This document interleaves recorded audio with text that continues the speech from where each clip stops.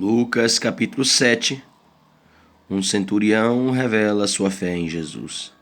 Também encontrar essa passagem em Mateus capítulo 8, do versículo 5 ao 13. Havendo concluído suas instruções aos discípulos e ao povo, Jesus entrou em Cafarnaum. E o servo de um centurião, a quem este muito estimava, estava doente e à beira da morte. Nota de rodapé 1. Um centurião era um oficial militar romano, em geral, responsável por um grupamento igual ou superior a 100 soldados. O Novo Testamento cita alguns centuriões notáveis, como esse homem de fé apresentado por Lucas, em Atos capítulo 10, versículo 2, Atos 23, versículo 17 e 18, e Atos 27, versículo 42. Embora gentil, os próprios líderes judeus admiravam sua honradez, cooperação e sensibilidade. Versículos 5 e 6. O centurião havia ouvido falar de Jesus e, por isso, lhe enviou alguns líderes religiosos dos judeus, pedindo que fossem curar seu servo.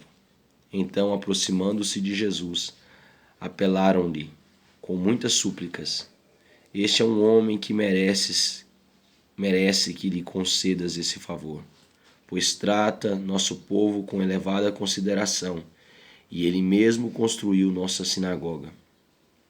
Então Jesus seguiu com eles, mas ao chegarem nas proximidades da residência, o centurião enviou-lhe alguns amigos para lhe entregarem a seguinte notícia: Senhor, não te incomodes, porque sei que não sou digno de receber-te sob o teto da minha casa.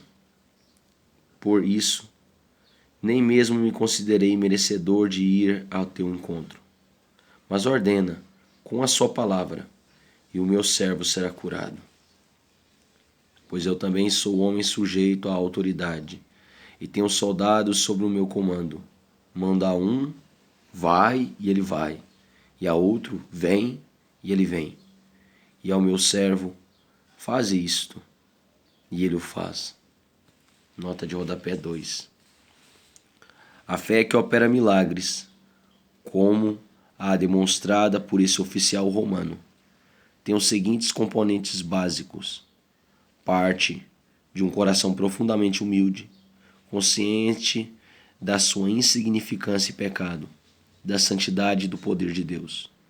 É uma fé pura, que não precisa de presença física de Jesus, nem muito menos de outros elementos, mas apenas da sua palavra. Tiago, capítulo 5, do versículo 15 ao 18. Também não se restringe a qualquer nacionalidade, cor ou raça. Lucas nos revela que a fé do gentio foi não apenas aceitável, mas elogiada pelo Senhor. Ao ouvir esta declaração, Jesus muito se admirou dele e, voltando-se para a multidão que o acompanhava, exclamou: Asseguro-vos que nem mesmo em Israel encontrei uma fé como esta. E aconteceu que os homens que haviam sido enviados retornaram para a casa do centurião, e ao chegarem lá, encontraram o servo dele totalmente curado. Nota de rodapé 3. Em apenas 2 ocasiões, o Novo Testamento registra que Jesus se admirou. Nesta passagem, devido à fé que observou em um gentio, e em Nazaré, por causa da incredulidade de muitos dos seus amigos e parentes judeus. Marcos capítulo 6, versículo 6. Jesus ressuscita um jovem na multidão.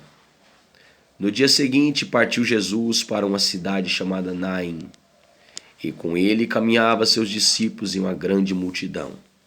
Nota de rodapé 4. Naim localizava-se a cerca de 3 quilômetros a oeste de En-Dot, aproximadamente a 1 dia de viagem a pé de Cafarnaum. Ao se aproximar da porta da cidade, estava saindo o enterro do filho único de uma viúva, e grande multidão da cidade a acompanhava. Ao observá-la, o Senhor se compadeceu dela e a encorajou: não chores. Nota de rodapé 5. O vocábulo grego usado aqui para se referir ao Senhor é Kyrios, o único com poder de extinguir toda tristeza e dor dos nossos corações, expulsar a morte de nossas almas. 1 Coríntios capítulo 15, do versículo 55 ao 57. O Senhor é movido pelo amor e por sua compaixão em relação à morte do ser humano. Jesus sabia que o ente humano fora criado para viver eternamente em harmonia com Deus e, por isso, várias vezes demonstra sua dor e indignação em relação à morte.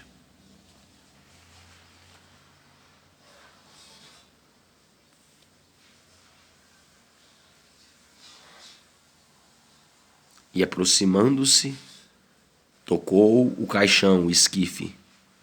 Então, os que o carregavam pararam. E Jesus exclamou: jovem, eu te declaro, levanta-te.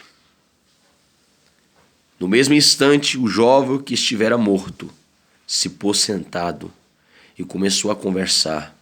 E assim Jesus restituiu o jovem à sua mãe. Nota de rodapé 6. Conforme a tradição judaica, o jovem morto estava sendo conduzido num tipo de caixão aberto.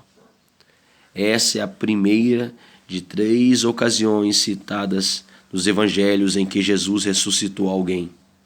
As demais são a filha de Jairo, Lucas 8, versículo 40 ao 56, e seu amigo Lázaro, João 11, versículo 38 ao 44.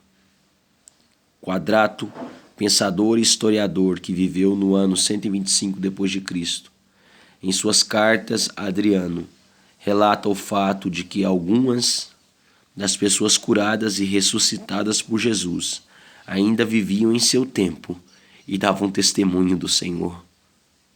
Curiosamente, vários milagres de ressurreição de mortos narrados na Bíblia ocorreram devido à participação de mulheres de fé, humildade, corajosas e piedosas.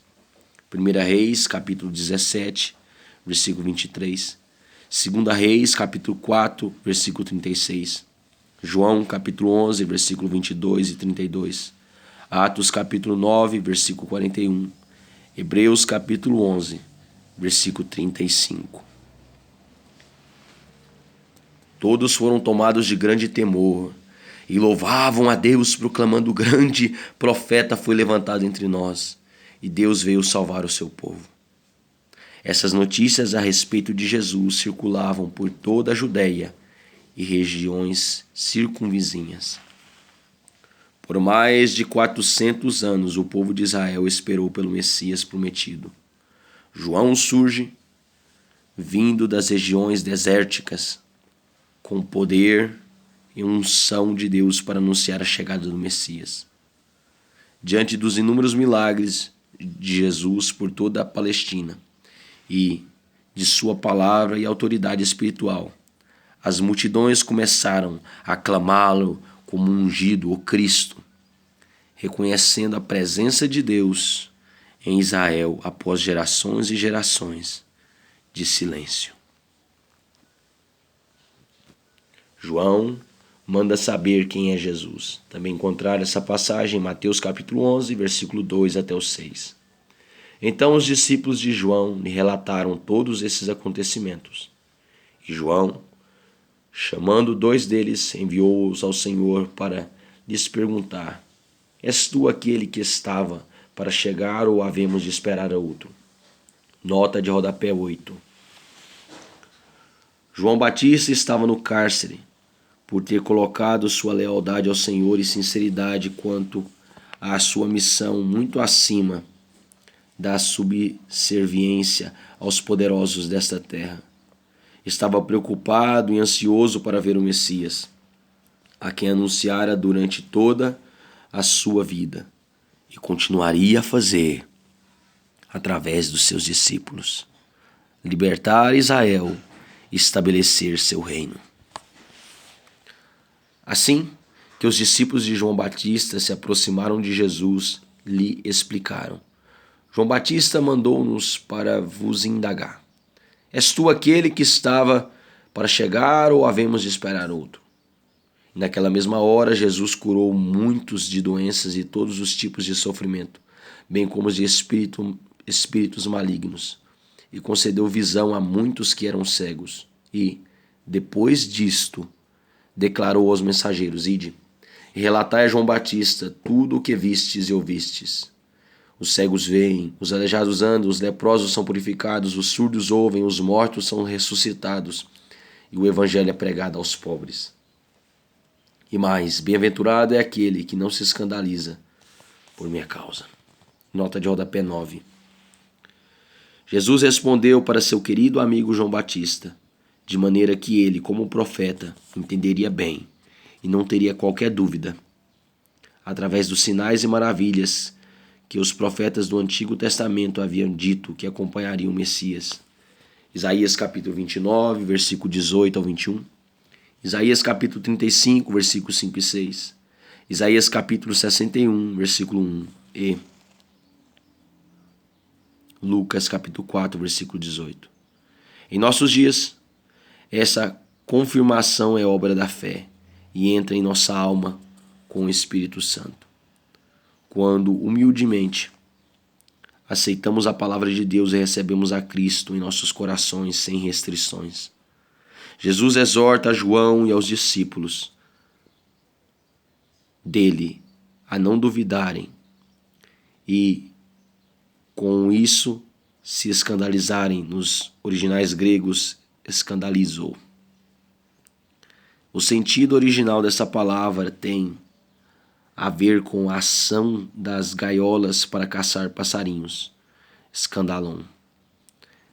É exatamente o mecanismo que dispara o alçapão e prende o pássaro.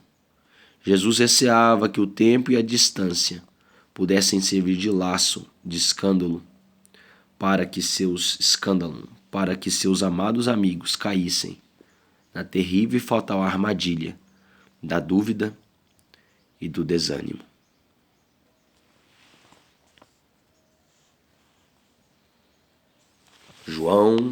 Jesus confere honras a João Batista. Jesus confere honras a João Batista. Também encontrar essa passagem em Mateus capítulo 11, do versículo 7 ao 19.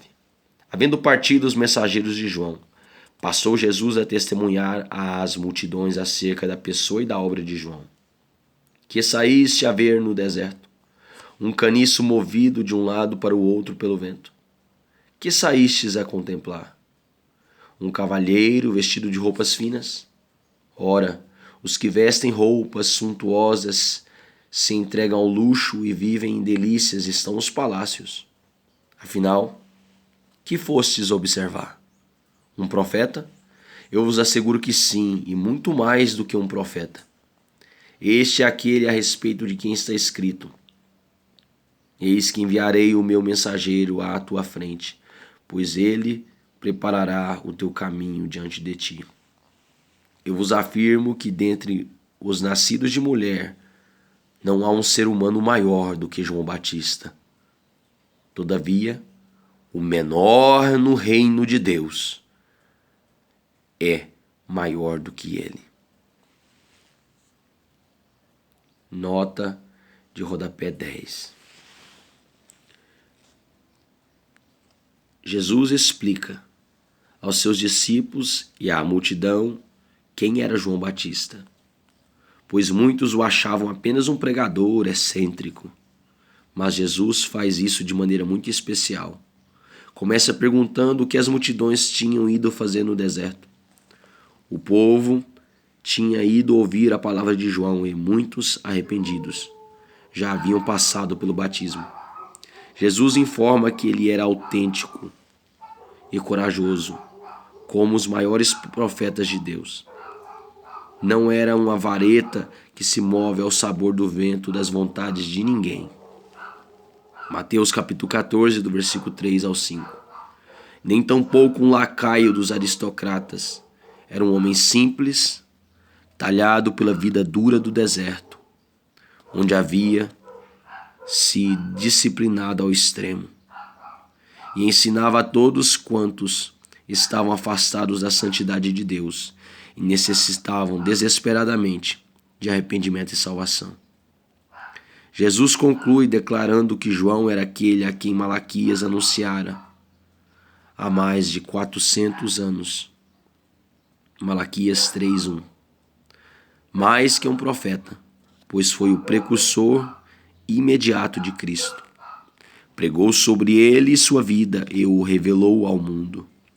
Jesus, entretanto, salienta que os nascidos de novo, João capítulo 3, do versículo 1 ao 21, gozam do direito de serem filhos de Deus, João capítulo 1, versículo 12.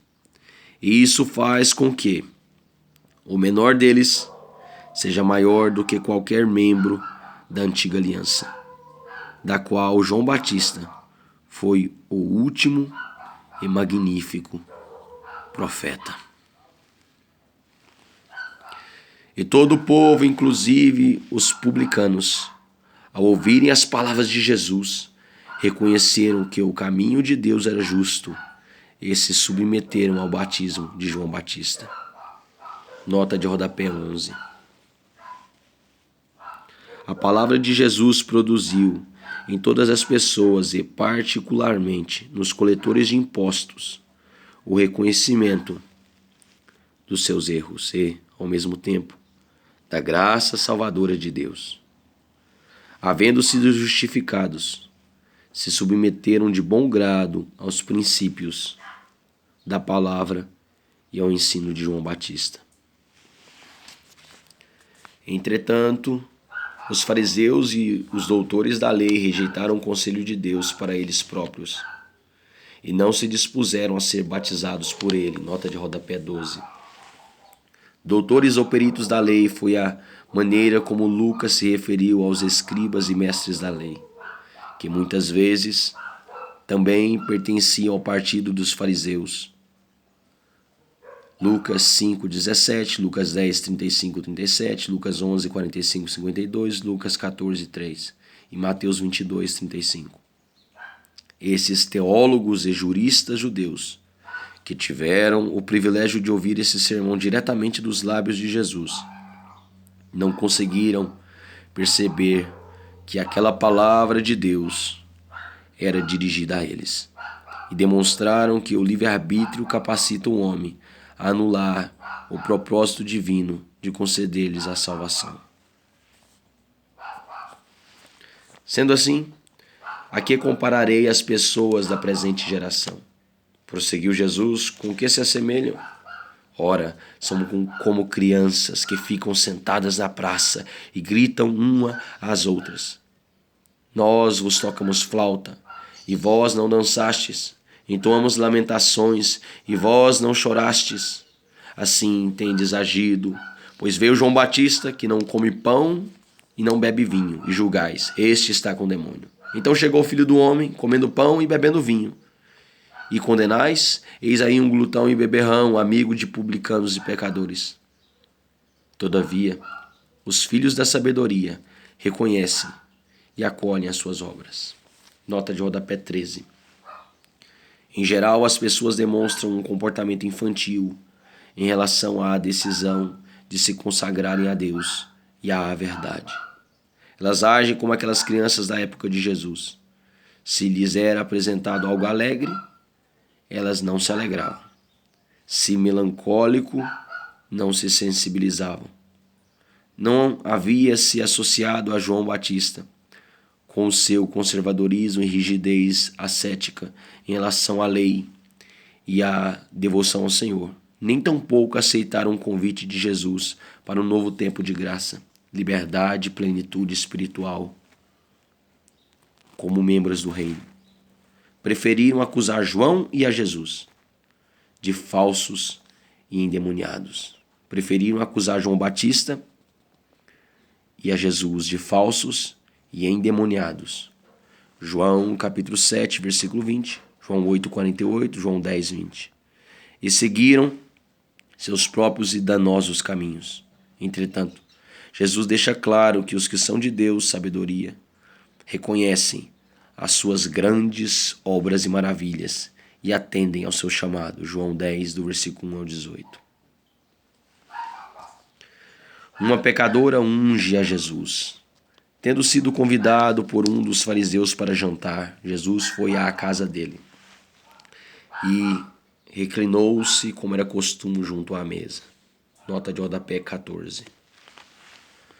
Para os judeus, uma refeição era um convite de alto valor social. Representava um selo de amizade e reconhecimento entre os convidados. Como as mesas eram baixas e ao redor havia uma série de divãs e almofadas, os convidados se reclinavam sobre eles, com os pés para trás, a fim de degustarem as iguarias que eram trazidas por escravos ou empregados. Estes, além de servirem à mesa, cuidavam da recepção aos convivas dos convidados, que incluía ungir com óleos e perfumes, lavar e enxugar os pés, especialmente dos mestres da Torá, da lei. Alguns senhores ou patrões dispensavam seus criados da cerimônia de recepção e a realizavam eles próprios, numa atitude de elevada estima e consideração por seus amigos. Assim, a sala de refeição ficava, em geral, repleta de pessoas, umas comendo e descansando, outras entrando e saindo para servir aos comensais. É nesse momento, é nesse contexto, que uma mulher, desejosa de abandonar sua vida de prostituição e encontrar paz, João 8, capítulo 11, entra na sala em busca do Senhor, trazendo o melhor que possuía: amor no coração, fé no Filho de Deus, arrependimento, desejo de mudar e adoração. Um frasco caríssimo de óleos aromáticos. Jesus estava reclinado, com os pés estendidos e distantes da mesa central. A mulher, não querendo se interpor entre Jesus e o fariseu anfitrião, preferiu humildemente. A mulher, não querendo se interpor entre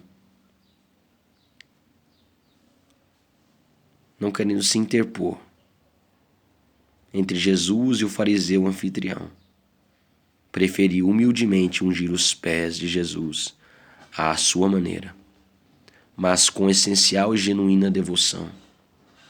O frasco era feito de alabastro, uma rocha branca e fácil de moldar. Uma garrafa globular com um gargalo comprido, contendo unguento, óleo perfumado, cujo valor correspondia a cerca de 300 dias de trabalho braçal. O frasco, o vaso, precisava ter seu gargalo quebrado, e usava-se todo o conteúdo numa única aplicação. Ato semelhante foi realizado por Maria de Betânia, poucos dias antes da crucificação, em João capítulo 12, versículo 3.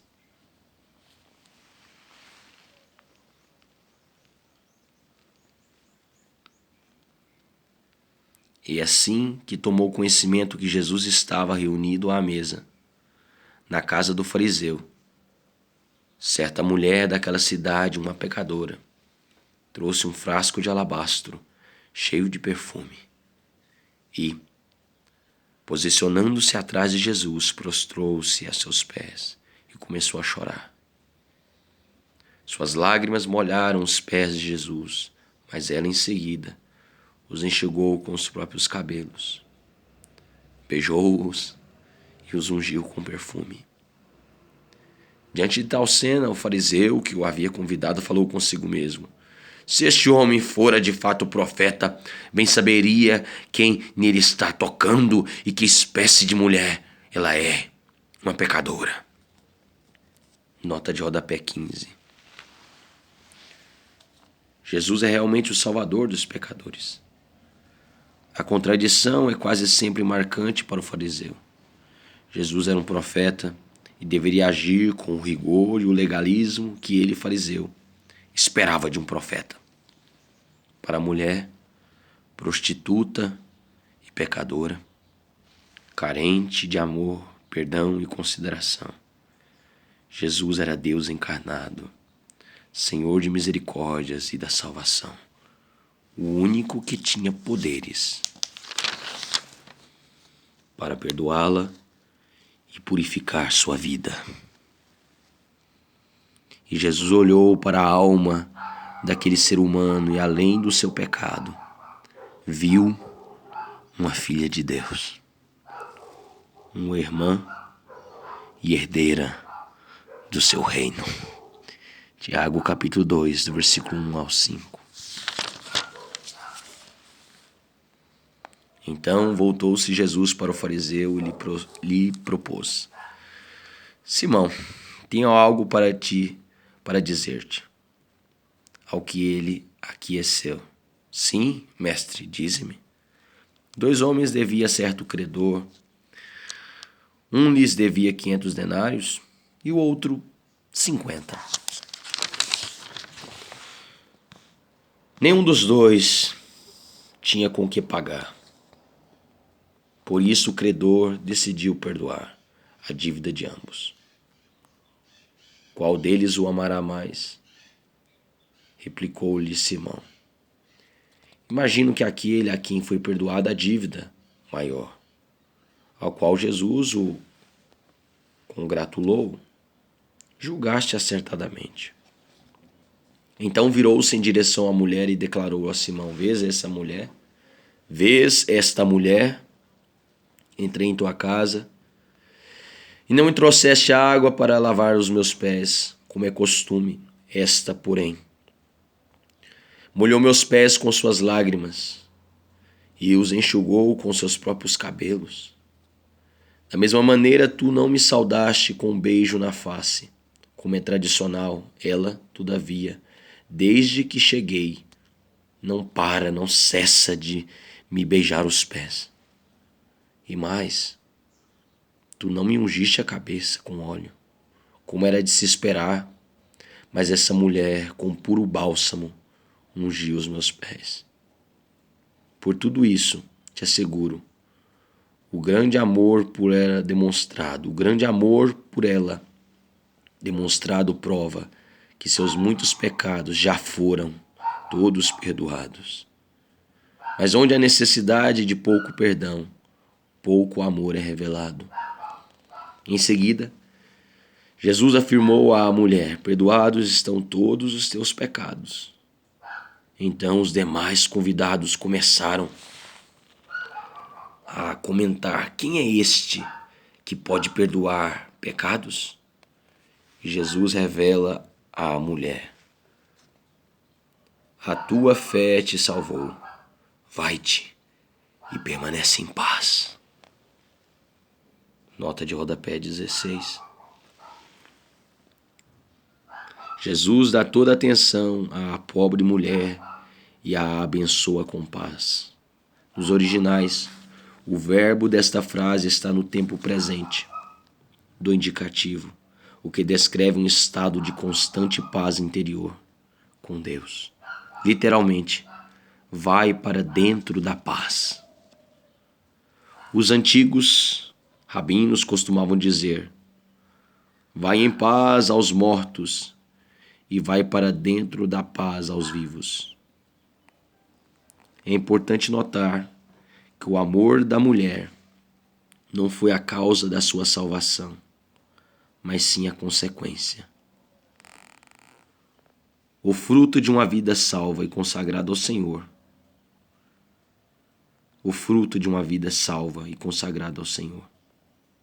Só a fé em Jesus nos salva do diabo, do mundo e de nós mesmos.